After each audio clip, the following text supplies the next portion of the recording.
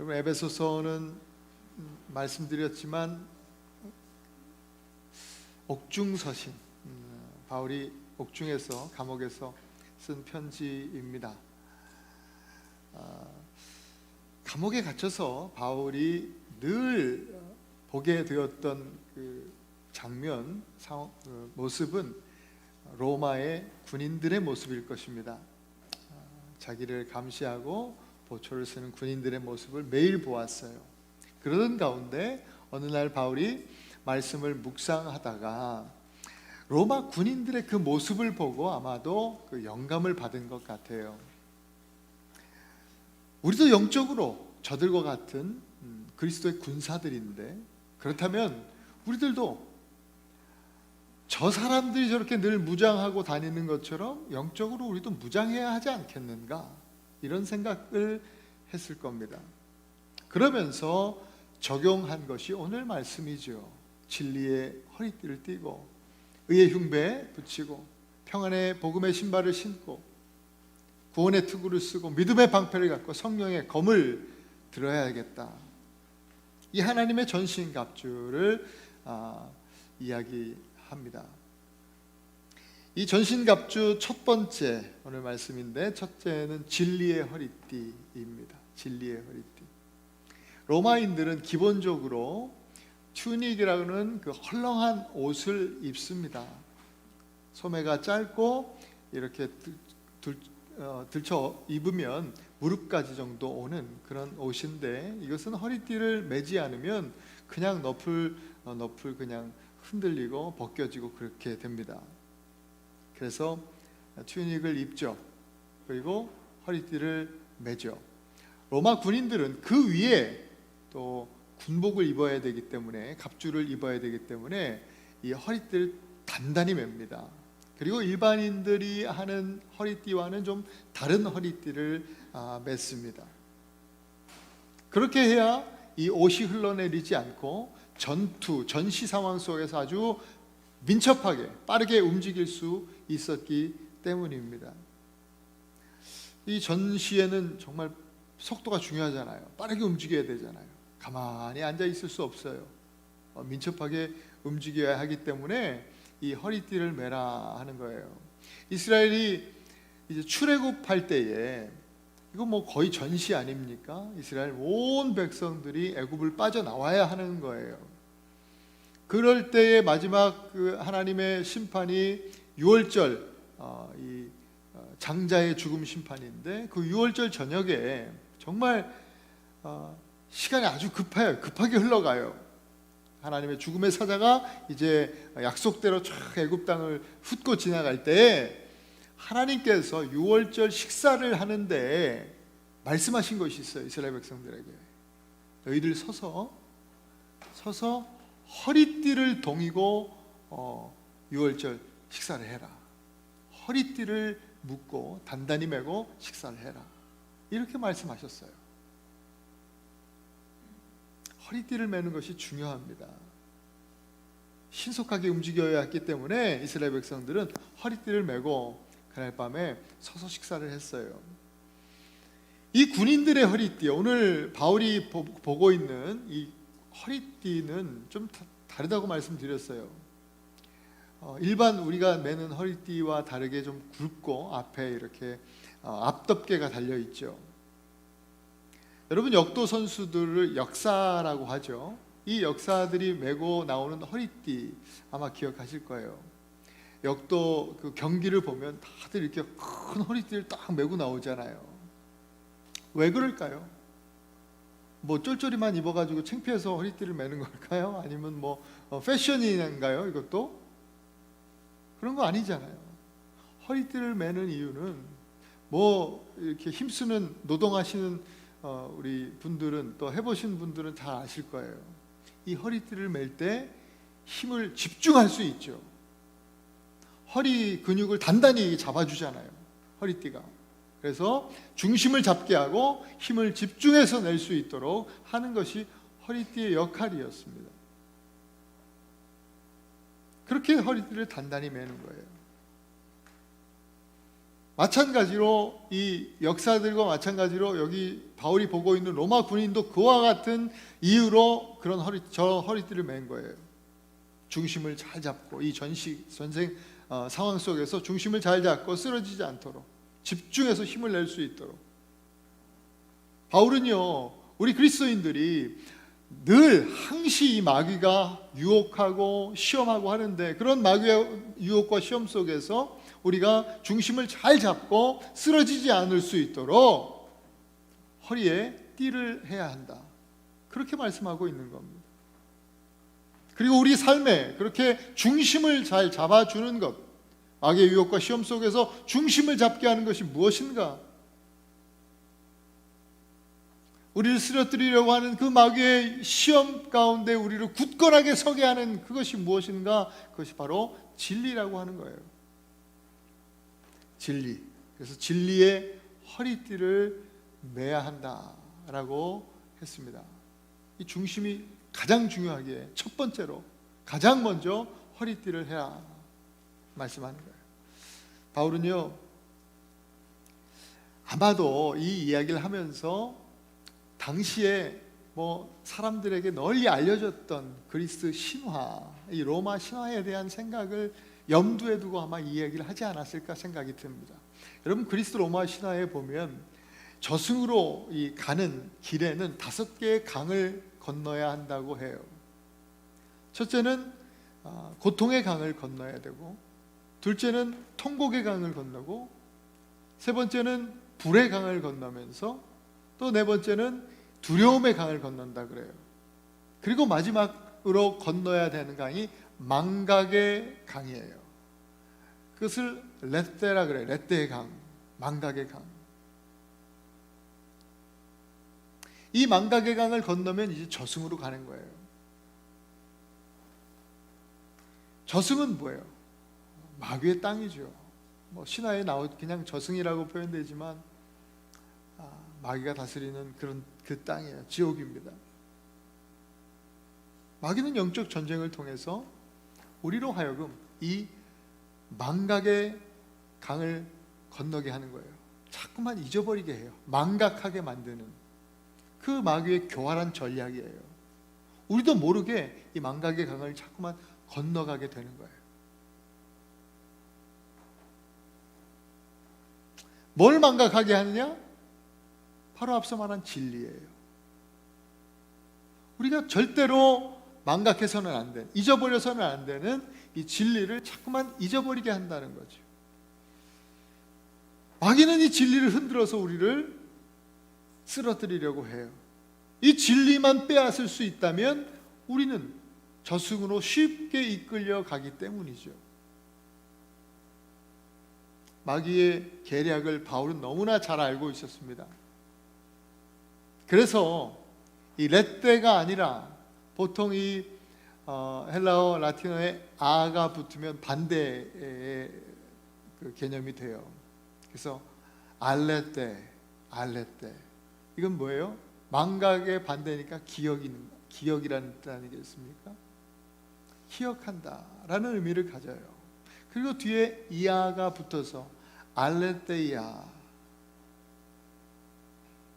망각의 반대해서 지금 이렇게 바울이 선포하고 있어요. 마귀의 전략에 반해서 이렇게 대적하면서 선포하고 있는 거예요. 이 영적 전쟁이죠. 알레테이아, 이것이 바울이 이야기하고 있는 오늘 본문에 나오는 진리라고 하는 단어예요. 진리가 바로 알레테이아. 망각의 이 사탄의 교활한 전략 가운데 너희들 마음을 빼앗기지 말고 기억해라, 알레테이아, 진리를 이렇게 선포하고 있는 거예요. 진리를 잊어버려서 망각하게 되면 지옥으로 끌려가지만 진리를 분명하게 기억하고 있으면 천국으로 인도함을 받는 겁니다. 예수님은 우리들에게 진리를 알지니 진리가 너희를 자유케 하리라 말씀하여 주셨어요. 그렇기 때문에 오늘 저와 여러분들이 기억해야 할 알레테이아, 그 진리는, 오늘 제가 4가지 말씀을 드려요. 진리, 기억해야 될 4가지 진리가 있습니다. 첫째로 하나님은 사랑이시다 라고 하는 진리입니다. 하나님은 사랑이시다. 요한일서 4장 8절에 하나님은 사랑이시라 선언하고 있습니다. 이것이 진리입니다. 천지를 창조하신 전능하신 하나님은 사랑이십니다. 그리고 그분이 우리를 사랑하세요. 창조주 하나님이 우리를 사랑하신단 말이죠. 이것이 진리예요. 사랑이신 하나님이 사람을 창조하셨어요. 그렇기 때문에 사람은 사랑 없이는 살 수가 없어요. 언제나 우리는 사랑이 필요하고, 그렇기 때문에 사랑을 구하면서 살아갑니다. 참 사랑은 하나님이시라고 성경은 말씀하지요. 그렇기 때문에 하나님 없이 살아가는 사람은요, 살아도 사는 게 아니에요.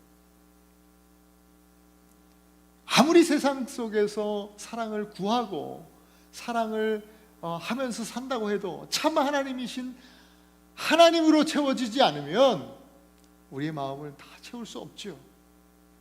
그것이 하나님의 창조의 섭리예요. 그 사랑의 하나님께서 오늘 우리를 사랑하신다라는 것, 이것이 진리이죠. 하나님 사랑이 얼마나 큰지 여러분들에게 설명하기 어렵습니다. 그러나 분명하게 말씀드릴 수 있는 것은 언제나 하나님의 사랑은 우리의 생각보다 넓고 크고 깊고 높다는 사실입니다. 또한 분명한 것은 하나님의 사랑은 결코 변치 않는다는 사실입니다. 변함이 없습니다. 이것이 바로 우리가 기억해야 할 진리예요. 그 사랑의 하나님, 변하지 않는 사랑으로 우리를 창조하신 하나님께서는 저와 여러분들 향한 놀라운 계획을 갖고 계셔요. 우리 삶이 계획대로 사라지지 않는다고 생각하죠. 우리는 수많은 일들을 경험하면서 그런 생각 속에, 그런 마귀의 속임 속에 넘어갑니다. 그러면서 어떤 생각을 하느냐? 하나님이 나를 사랑하시지 않는가 보다. 하나님이 나를 덜 사랑하시는가 보다. 하나님 그 사랑이 좀 변했나 보다. 날 버리셨나 보다. 이런 생각들을 하게 된다는 거예요. 내 생각대로, 내 계획대로 되지 않을 때 그런 상실감에 빠진다는 겁니다. 생각지 않은 병에 걸리거나 생각지 못한 사고로 인해서 다치거나, 또 좋은 관계가 어그러져서 사랑하는 사람들 혹은 친하던 사람들과 멀어졌다거나, 사업하다가 부도가 나거나, 또 직장에서 해고가 되거나, 믿었던 사람들한테 사기를 당하거나, 그럴 때에 말이죠, 그런 생각이 자꾸만 찾아오는 거예요. 심지어는 그냥 자동차 타고 가다가 타이어가 빵꾸가 났을 때도 하나님이 나를 사랑하시지 않는가 보다. 이건 제 얘기 아니에요. 옛날에 제가 그런 생각을 했었어요. 어릴 때 자꾸만 이런 생각이 든단 말이죠. 하나님의 사랑을 의심해요. 마귀는 그런 방법으로 하나님 사랑에 대해서 망각하도록 교활한 작전을 쓰는 거예요. 여러분, 우리가 살아가는 삶 속에서 모든 일들이 나의 계획이 아닐 수 있어요. 내가 생각했던 계획대로 되지 않을 수 있습니다. 아니, 그럴 때가 더 많습니다. 모든 계획이 어그러진다고 해도 여러분, 하나님의 사랑이 변함없음을 기억하시기 바라요. 내 계획이 다 무너진다고 하면 나를 향하신, 여러분들을 향하신 하나님의 그 놀라운 계획이 시작되었음을 인해서 오히려 기뻐하고 감사하실 수 있기를 축복합니다. 오늘 우리 주보에 제가 실었는데 암송 구절로 시편 3311 한번 같이 읽겠습니다. 시작. 여호와의 계획은 영원히 서고 그의 생각은 대대에 이르리로다. 아멘. 우리 예레미야 29장 11절도 읽겠습니다. 시작. 너희를 향한 나의 생각을 내가 아나니 평안이요 재앙이 아니니라. 너에게 미래와 희망을 주는 것이니라. 하나님의 계획은 변함이 없습니다. 하나님은 언제나 하나님의 자녀의 그 삶을 하나님의 계획 안에서, 당신의 플랜 안에서 정말 선하고 좋은 것으로 바른 길로 인도해 주시는 줄 믿습니다. 어떤 상황 속에서도 하나님께서 우리를 사랑하신다는 그 진리를 잊지 마시기 바랍니다. 기억하시기 바랍니다. 두 번째 우리가 기억해야 할 진리가 있습니다. 그것은 사람은 죄인이다 라고 하는 진리입니다. 로마서 3장 23절에 모든 사람이 죄를 범하였음에 하나님의 영광에 이르지 못했다라고 말씀합니다. 이 죄에 대한 이야기가 로마서 6장 23절에 또 죄의 싹슨, 죄의 대가는 사망이라 그렇게 말씀합니다. 죄로 인해서 모든 사람은 죽습니다. 죽음, 우리가 피할 수 없는 것입니다. 죽음은 세 가지가 있어요. 첫째는 영적 죽음이에요. 좀 전에 읽었던 로마서 3장 23절 말씀처럼 하나님의 영광에 이르지 못했다. 이게 죽음이에요. 하나님과의 분리를 말해요. 영적 죽음이 바로 그것이에요. 이것은 깊은 구덩이에 빠진 것과 같아요. 하나님의 영광은 빛인데요, 빛이 보이지 않을 정도로 그 깊은 구덩이에 빠진 거예요. 아니, 얼마나 깊은 곳에 빠졌으면, 얼마나 하나님과 정말 멀찍이 떨어지고 분리가 됐으면 빛이 보이지 않을 정도입니까? 뭐 수백 광년 떨어진 저 별도, 그 별빛도 우리는 보는데 말이죠. 하나님의 영광의 빛을 볼 수가 없을 정도로 그렇게 우리는 하나님과 멀리 완전히 분리되었어요. 하나님의 사랑이 얼마나 크고 넓고 깊고 높은지 알 수가 없는 상황에 이르는 겁니다. 어둠 속에 빠져서 나를 향하신 하나님의 그 위대하신 놀라운 계획을 도무지 알 수가 없습니다. 이게 영적 죽음의 결과입니다. 두 번째 죽음은 육적인 죽음이 있죠. 이 또한 죄의 결과입니다. 육신의 죽음을 피할 수 있는 사람은 아무도 없어요. 이걸 이긴 사람이 없어요. 수천 년 역사 속에서 이거를 극복해 보려고 사람들이 시도했었고, 지금도 초첨단 이 과학의 힘을 총동원해서 이것을 연구하고 있지만 불가능합니다. 할 수 없습니다. 꽃이 시들고 떨어지듯이 사람은 늙습니다. 그리고 죽음은 피할 수 없는 것입니다. 세 번째 죽음은 영과 육의 전체적인 죽음입니다. 영원한 죽음이죠. 이것은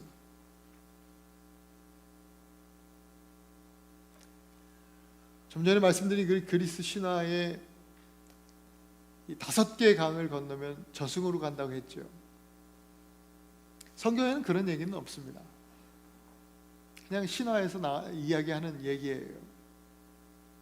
마귀는요, 우리를 지옥으로 이끌고 갑니다. 이 단테의 신곡에 보면 지옥으로 들어가는 자는 희망을 버려라, 이런 말이 있습니다. 지옥의 죽음은 하나님의 영원한 심판과 저주를 받는 그런 상태를 말합니다. 영원히 하나님의 심판과 저주를 받는 것, 그것이 영과 육의 영원한 죽음입니다. 사람은 죄인이고 결국 죄인은 죽고 만다. 이것이 진리입니다.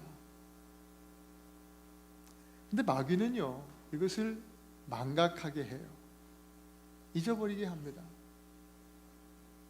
그래서 점점 더 하나님으로부터 멀어지게 만드는 거예요. 누가복음 18장에 보면 바리새인과 세리가 등장합니다. 그들이 기도하는 모습이에요. 바리새인은요, 스스로 하나님 사랑하고 잘 믿는다고 생각했습니다. 그의 기도를 들여다보면 사람들 앞에서 막 기도하잖아요. 성전 어귀에 서서 기도를 하는데요, 손을 들고 하늘을 우러러보면서 기도하는데 그의 기도를 들여다보면 정말 흠잡을 데 없는 삶이에요. 도덕적으로 윤리적으로 너무나 훌륭하게 살았어요.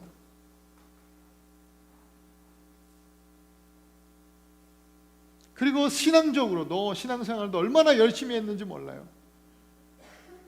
때가 되면 금식 기도했고요, 항상 11조 생활했고요, 신앙생활 너무나 잘했어요. 그런데 예수님의 말씀을 들어보면 이 바리새인 여전히 하나님의 영광에 이르지 못하고 있어요. 열심히 스스로 의롭다 여기면서 살았어요. 신앙생활도 열심히, 교회도 열심히 다녔어요. 아마도 교회에서 직분도 받았겠죠. 그럼에도 불구하고 하나님의 영광에 이르지 못하는 바리새인. 왜 그래요? 바로 자신이 죄인이라는 이 진리를 망각하고 있었기 때문에 그래요. 마치 자기가 의인인 양 기도하면서도 나는 저 죄인들 같지 않습니다. 나는 저 세리와 창기들 같지 않습니다. 그렇게 기도하고 있었던 바리새인을 우리는 성경을 통해서 봅니다.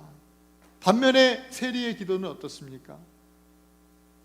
가슴을 치면서 기도하죠. 얼굴을 들지도 못하고 고개를 푹 숙이면서 가슴을 치며 하나님 나를 불쌍히 여겨 주시옵소서. 나는 죄인으로서이다. 이게 세리의 기도입니다. 자기가 죄인이라는 이 진리를 망각하지 않고 기억하고 기도했습니다. 예수님은 세리의 기도를 칭찬하셨고 세리가 의롭다고 했습니다.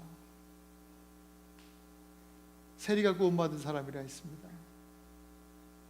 여러분, 이 내가 죄인이라는 사실을 기억하고 고백하는 사람, 이런 사람이 겸손한 사람이에요. 이걸 아는 사람이 기도할 수 있는 거예요. 하나님 앞에서 이것을 기억하고 고백하는 사람에게 진짜 희망이 있는 것입니다. 내가 죄인임을 아는 그런 겸손한 하나님의 사람들이 되실 수 있기를 축복합니다.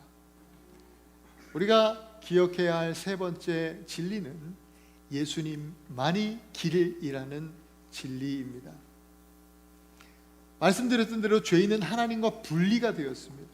깊은 웅덩이에 빠져서 도저히 하나님의 영광으로 나아갈 수 없습니다. 깊은 웅덩이에서 아무리 찾아봐도 사방팔방 둘러봐도 다 막혀 있습니다. 꽉 막혀 있습니다. 길을 찾을 수 없어요. 아무리 멀리 가도 또 아무리 높이 가도 다 마찬가지예요.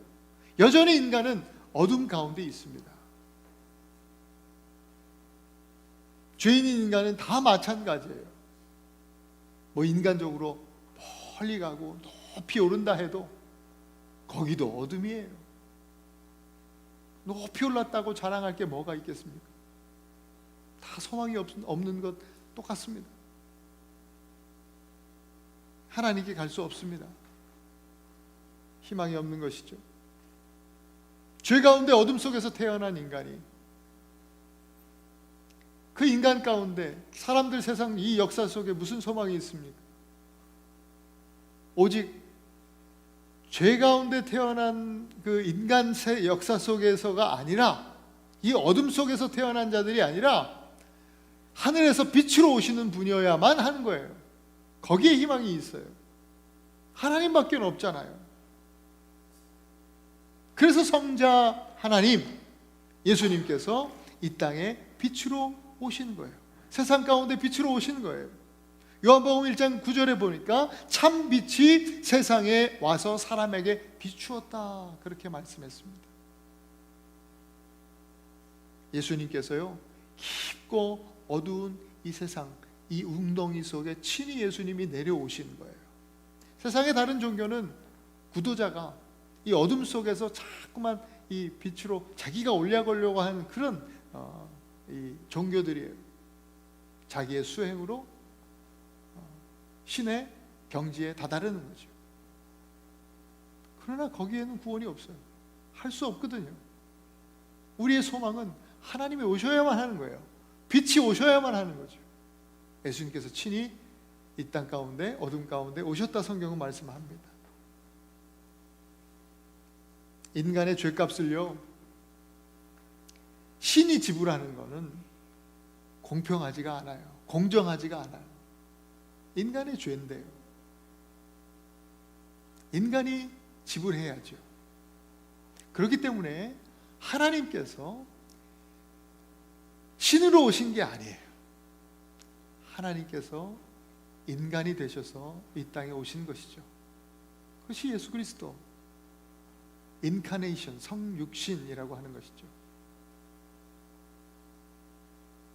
죄인인 아담의 후손이 아니라 하나님의 방법으로 성령으로 동정녀 마리아의 몸에 잉태되어서 이 땅에 오신 역사의 유일하신 한 분, 바로 예수 그리스도.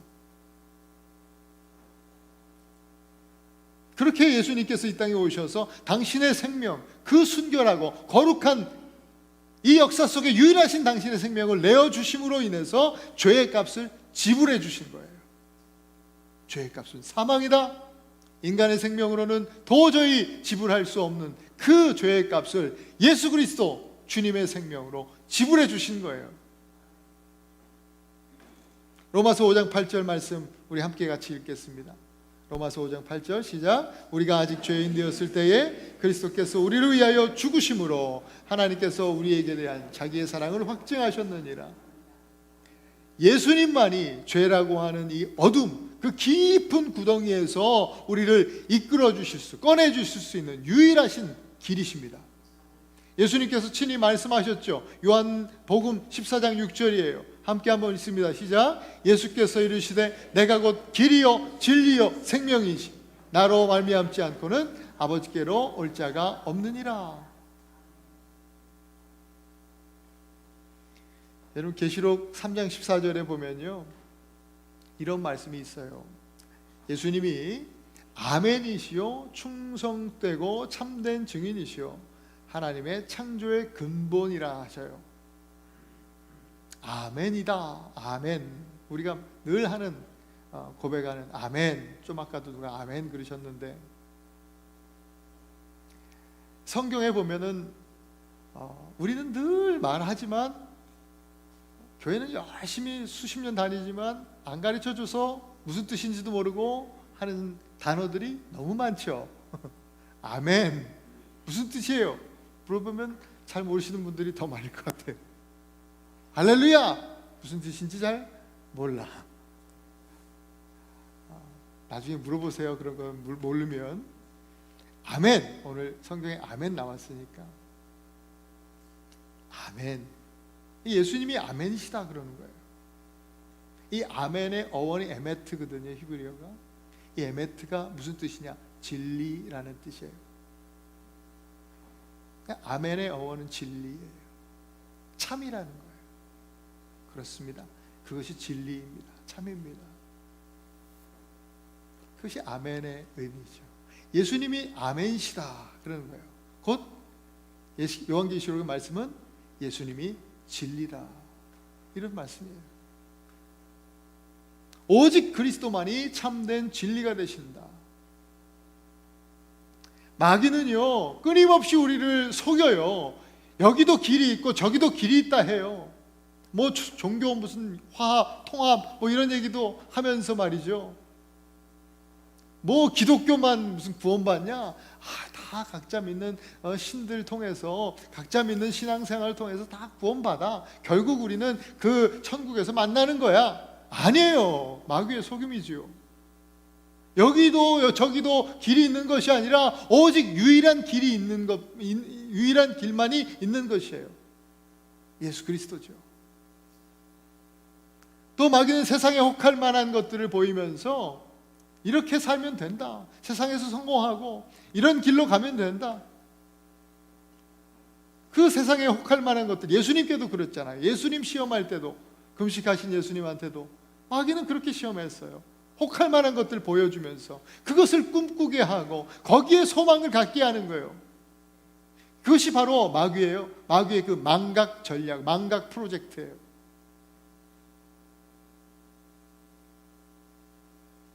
그러나 여러분 기억하십시오. 다른 길은 없습니다. 예수님만이 유일한 길입니다. 예수님만이 소망이고 예수님만이 생명입니다. 그것이 우리가 기억해야 할 진리입니다. 마지막 반드시 기억해야 할 진리는 예수님을 영접해야 구원을 받는다라고 하는 진리입니다. 예수님을 영접해야 구원받습니다. 우리 요한복음 3장 16절 말씀을 함께 읽습니다. 시작. 하나님이 세상을 이처럼 사랑하사 독생자를 주셨으니 이는 그를 믿는 자마다 멸망하지 않고 영생을 얻게 하려 하심이라. 믿는 자마다 영생을 얻는다. 요한복음 1장 12절도 함께 읽겠습니다. 시작. 영접하는 자 곧 그 이름을 믿는 자들에게는 하나님의 자녀가 되는 권세를 주셨으니. 아멘. 죄로 인해서 하나님과 완전히 분리된 인간이요, 예수 그리스도 그 이름을 믿으면 하나님의 자녀가 된다. 그것은 하나님과 연합된 상태가 된다. 하나님과 분리된 상태가 이제는 끝나고 하나님과 연합된 상태, 완전히 하나님과 화목한 상태가 된다라고 하는 말씀이에요. 놀라운 은혜입니다. 이것이 진리예요. 믿는 것은요, 영접하는 것이라고 했잖아요. 영접이라는 단어를 사전에 제가 찾아보니까 손님을 맞이하고 대접한다, 이런 뜻으로 국어사전에 되어 있더라고요. 성경에도 제가 영접이라는 단어를 찾아보니까 창세기 4장이 제일 처음 나오더라고요. 영접이 어떤 그 상황 속에서 쓰이느냐, 이 단어가 보니까 처음에 사용될 때 신랑과 신부를 맞이할 때 영접한다라고 써 있더라고요. 맞이하는 거예요. 맞이하는 거예요. 신랑을 맞이할 때, 또 신부를 맞이할 때, 여러분, 이 영접하는 것, 이 영접을 통해서요, 관계가 변화되더라고요. 그냥 남남의 관계 혹은 계약 관계, 이런 관계들 가운데 여러분, 영접을 통해서 언약 관계로 변화되는 거예요. 운명 공동체로 변화되는 거예요. 예수님을 우리가 영접하면요, 예수님과 아무 관계도 없던 우리가 예수님과 언약 관계로 변화되는 거예요. 결코 끊을 수 없는 관계죠. 예수님을 영접한다는 것은 마치 신부가 신랑을 영접하는 것과 마찬가지예요. 성경도 그렇게 비유하고 있죠. 그리고 예수님을 우리가 영접하는 것은요, 예수님을 그리스도로, 유일하신 길, 메시아, 그리스도로 영접하는 거예요. 그러면 그리스도, 이것도 가르쳐주지 않으면 잘 몰라요. 그죠? 예수 그리스도 늘 얘기하지만 제가 종종 말씀을 드렸는데 오늘 다시 한번 말씀드려요. 그리스도는 세 가지 의미를 갖죠. 그리스도라는 그 단어의 뜻을 얘기하자면 기름 부음을 받은 자다라는 뜻이에요. 기름 부음을 받은 자, 그것은 곧 메시아를 상징해요. 그래서 예수님은 그리스도십니다 라고 해요. 지금도 유대인들은 예수님을 그리스도로 인정하지 아니하고 그리스도를 기다리고 있죠. 메시아를 기다리고 있어요. 그러나 우리는 예수님을 그리스도로 맞이한 사람들인 줄 믿습니다. 영접했어요. 그리스도로 영접한다는 것은 세 가지 의미죠. 그리스도는 첫 번째 왕이에요. 왕. 예수님을 왕으로 맞이하는 것이 주님을 영접하는 거예요. 내가 왕이었던 인생에서 이제는 예수님이 왕이 되어주신, 왕이신 인생으로, 그래서 예수님의 통치, 예수님의 다스림을 받으며 살아가는 삶으로 그렇게 살아가는 거죠. 그게 예수님 영접하는 거예요. 또 그리스도는 대제사장이에요. 제사장이 있어요.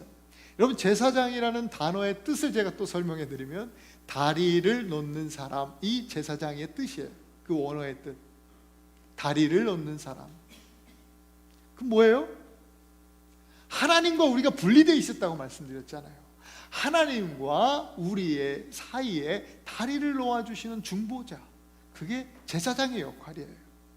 바로 예수님, 그리스도가 그런 분이에요. 그리스도 안에서, 우리는 그리스도 안에서 주님을 맞이할 때 그리스도 안에서 하나님과 연결된다, 화합된다, 연합된다. 그것이 주님을 영접하는 것이죠. 또 그리스도는 뭐예요? 선지자예요. 선지자. 왕과 제사장과 선지자 뭐 하는 사람이에요? 하나님 말씀 선포하잖아요. 말씀을 전하는 이유가 뭐예요? 백성들로 하여금 하나님의 뜻이 무엇인지 바로 깨닫게 하기 위해서.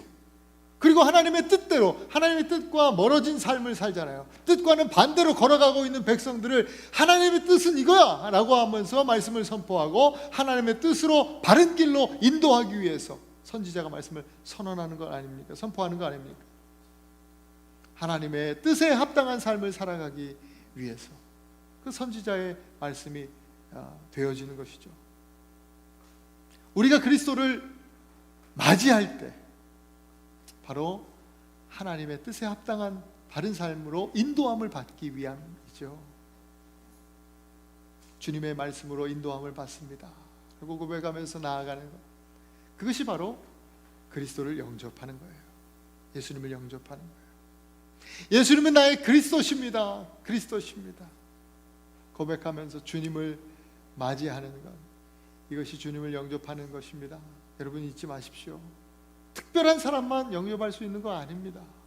누구나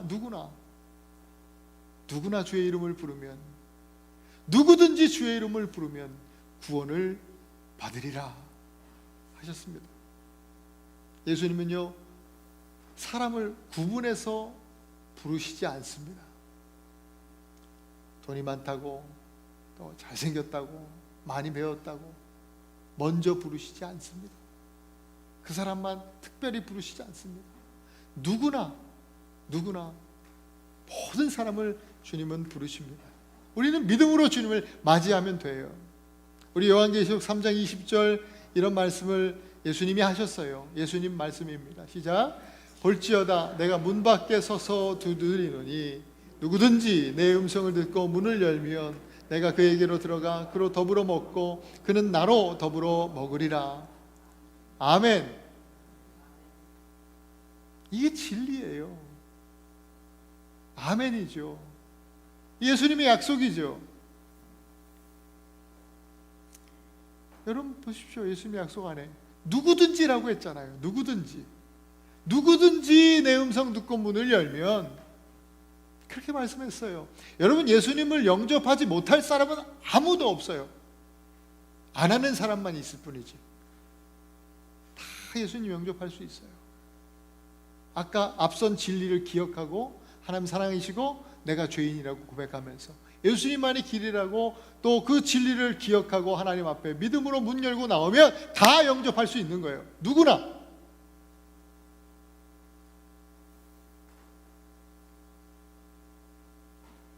오늘 이곳에 아직 예수님을 영접하지 않으신 분들이 혹시 계십니까? 그러면 오늘 여러분들의 마음의 문을 두드리고 계시는 예수님께, 우리 참 길이신 빛이신 예수님께 우리의 마음의 문을 활짝 열어드리시기를 축원합니다.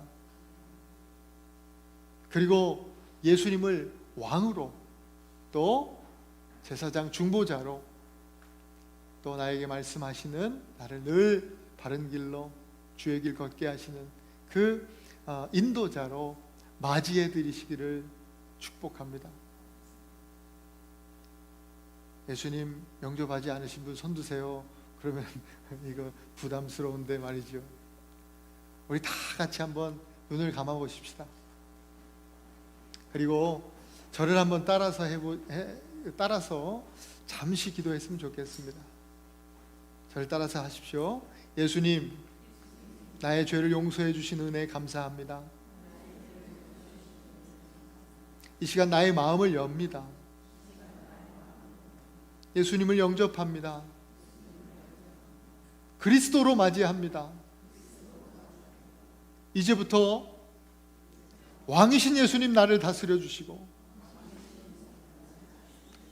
하나님과 화목하게 하시며 늘 주님의 길로 인도하여 주소서. 예수님 이름으로 기도합니다. 아멘. 여러분들이 진정으로 기도하셨다면 예수님을 영접한 거예요. 예수님 영접하는 것이 어렵지 않아요. 쉽습니다. 복음은 쉬운 거예요. 쉬우니까 어린아이들도 구원받을 수 있죠.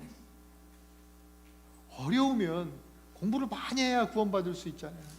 어렵다고 하면 돈이 많아야 할 수 있겠죠. 어렵다고 하면 힘이 세야 구원받을 수 있겠죠. 뭔가 특출한 게 있어야 구원받을 수 있겠죠. 쉽습니다. 그죠? 믿음 가지고 마음문 열고 주님을 맞이해드리면 됩니다. 그리고 여러분 계속해서 기억해야 될 것이 있어요. 영접한 사람들이 잊지 말아야 되는 진리가 뭐냐면, 이렇게 우리를 구원해 주신 하나님의 구원, 그 구원이 놀라운 주님의 선물인데요, 그 선물은 결코 변하지 않는다는 거죠. 에베소서 2장 8절 9절에 보면 너희가 그 은혜를 인하여 믿음으로 말미암아 구원을 얻었다. 이것이 너희에게서 난 것이 아니라 하나님의 선물이다. 행위에서 난 것이 아니니 누구든지 자랑치 못하게 하려 함이니라 라고 말씀하셨잖아요. 하나님의 구원의 선물. 이것은요, 세상 그 어떤 것도 어느 누구도 이것을 빼앗을 사람이 없고 빼앗을 것이 없어요. 우리가 예수님 영접해서 주님으로부터 인한, 하나님으로부터 인한 그 놀라운 선물을, 우리가 구원의 선물을 받았다면 그것을 빼앗을 사람이 없다. 성경이 그것을 증언하고 있죠. 로마서 8장 38절 39절 같이 한번 큰 소리로 읽습니다. 시작. 내가 확신하노니 사망이나 생명이나 천사들이나 권세자들이나 현재인이나 장래인이나 능력이나 높음이나 깊음이나 다른 어떤 피조물이라도 우리를 우리 주 그리스도 예수 안에 있는 하나님의 사랑에서 끊을 수 없으리라. 아멘. 여러분, 이것이 진리예요. 여러분, 이것을 기억하시기 바라요. 어떤 여러분의 삶의 상황 속에서도 이 말씀을, 이 진리의 말씀을 기억하고 유혹에 빠지거나 시험에 들지 마시기를 바랍니다. 진리의 허리띠를 단단히 메고 서 계실 수 있기를 바랍니다. 오늘 말씀드린 4가지 진리, 하나님은 사랑이십니다. 당신을 사랑하시고 당신을 향한 놀라운 계획을 갖고 계셔요. 인간은 죄인입니다. 죄 가운데 있는 인간은 사망의 그늘, 그 어두움 속에서 참 소망이 없는 존재들입니다. 그러나 예수님이 유일한 길이 되십니다. 예수님만이 길이십니다. 예수님이 그 어둠 속에서 빛으로 오신 분이에요. 예수님만이 길이고 우리의 희망이 되십니다. 그 예수님을 마음문 열고 영접하면 우리는 구원을 얻습니다. 구원은 하나님이 주신 가장 큰 선물이고 결코 변하지 않는 축복입니다. 이것이 바로 아마도 여러분들 들어보셨을 사영리라고 하는 겁니다. 4가지 영적 진리. 사영리 조그마한 전도지도 있죠. 제가 좀 오늘은 좀 각색해서 설교 말씀으로 이렇게 전했는데, 이 4가지 이 영적인 진리를 여러분 망각하지 마시기 바라요. 마귀는 계속해서 이 진리를 잊어버리게 하는 거예요. 망각시키도록 합니다. 그렇기 때문에 우리는 늘 깨어 있어야 되는 것입니다. 진리 안에서 깨어 있으시길 바랍니다.